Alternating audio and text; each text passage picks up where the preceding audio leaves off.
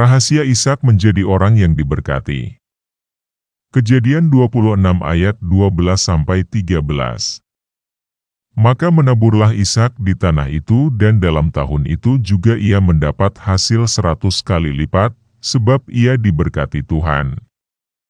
Dan orang itu menjadi kaya, bahkan kian lama kian kaya, sehingga ia menjadi sangat kaya. Dari kitab Kejadian pasal 26 ayat 1-13, memberikan kita, ada 3 rahasia Ishak diberkati Tuhan, yaitu: pertama, terhubung akurat dengan seorang pemimpin yang hidup secara akurat di hadapan Tuhan. Kejadian pasal 26 ayat 3-5. Tinggallah di negeri ini sebagai orang asing, maka aku akan menyertai engkau dan memberkati engkau, dan aku akan menepati sumpah yang telah kuikrarkan kepada Abraham, ayahmu, karena Abraham telah mendengarkan firman-Ku dan memelihara kewajibannya kepadaku, yaitu segala perintah, ketetapan dan hukum-Ku.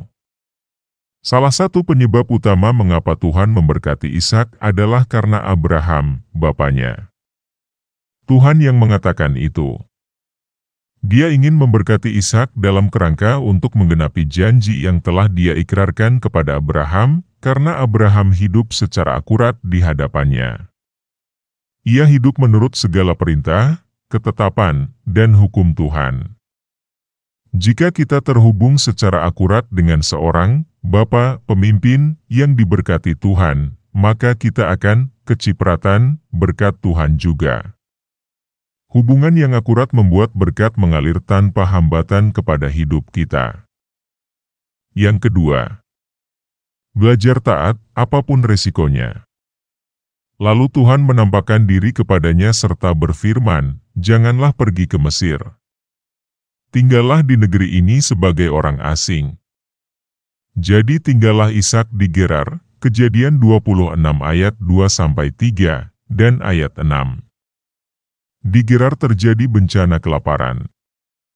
Agar tidak mengalami kelaparan seharusnya Ishak pergi ke Mesir yang tidak ada bencana kelaparan. Semua orang melakukan itu. Tapi Tuhan berfirman, "Jangan pergi ke Mesir, tetaplah tinggal di Gerar."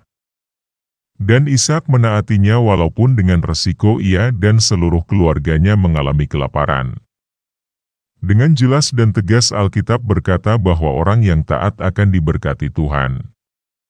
Mereka tidak mencari-cari berkat, berkat yang datang sendiri kepada mereka. Jika engkau baik-baik mendengarkan suara Tuhan, Allahmu, dan melakukan dengan setia segala perintahnya yang kusampaikan kepadamu pada hari ini, maka Tuhan, Allahmu, akan mengangkat engkau di atas segala bangsa di bumi. Segala berkat ini akan datang kepadamu dan menjadi bagianmu, jika engkau mendengarkan suara Tuhan, Allahmu. Yang ketiga, menabur di tanah itu. Kejadian pasal 26 ayat 12. Maka menaburlah Ishak di tanah itu dan dalam tahun itu juga ia mendapat hasil 100 kali lipat, sebab ia diberkati Tuhan. Menjadi orang yang diberkati sehingga berkat datang sendiri bukan berarti kita tidak perlu mengerjakan apapun. Setiap hari hanya duduk bengong menantikan berkat datang.